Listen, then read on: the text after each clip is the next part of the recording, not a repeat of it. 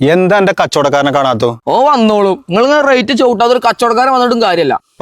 ഇല്ല കാര്യം പറഞ്ഞോന്നുള്ളൂ. കൊല്ലം കുറച്ചായില്ല ഈ കണ്ട സ്ഥലം ഇവിടെ കെട്ടിക്കിടക്കാൻ തുടങ്ങിയിട്ട്.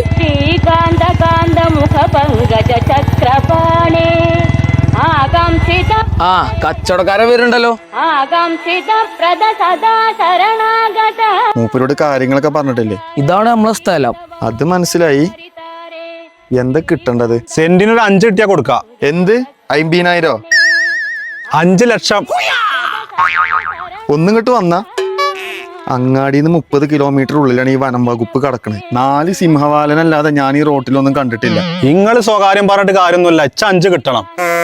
നിങ്ങൾ ഇതര 6 മറിച്ചും അത് എനിക്കറിയാം. കണ്ടില്ലേ ഇയാൾ ഇങ്ങനത്തെ ഒരു വള്ളിയാണ്. അന്നോട് ഞാൻ പറഞ്ഞുകൂടി ഇങ്ങനത്തെ വള്ളിക്കെട്ട് പിടിച്ച് വരരുതെന്ന്. 500 രൂപേന്റെ എണ്ണയും പോയി ഒരു മാങ്ങാണ്ടി ഇതൊന്നും കിട്ടൂല. ഓന്റേതല്ല സ്ഥലം എന്റേതാണ്. കാര്യങ്ങൾ പറയേണ്ടത് ഇന്നോടാണ്.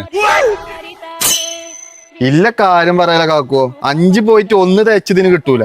അതൊക്കെ നിങ്ങൾ പറയും. ഈ സ്ഥലത്തിന് 5ന്റെ മോൾക്ക് കിട്ടും. അത് എനിക്കറിയാം. ഈ റബ്ബർ ബന്ധം എന്താ പാലിന് പകരം സ്വർണ്ണ വരുന്നത്? ഇജ്ജ് എന്ത് പറഞ്ഞിട്ടും കാര്യമില്ല. ഇവിടെ 5 തയ്ച്ചും കിട്ടും.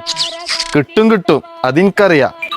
ഇപ്പൊ എങ്ങനെയുണ്ട്? ഞാൻ എന്നോട് എന്തേ പറഞ്ഞു? പക്ഷെ എന്ത് ചെയ്യണമെന്നറിയോ?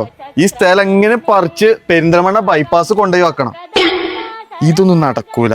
വെറുതെ ഓരോ വള്ളിക്കെട്ട്.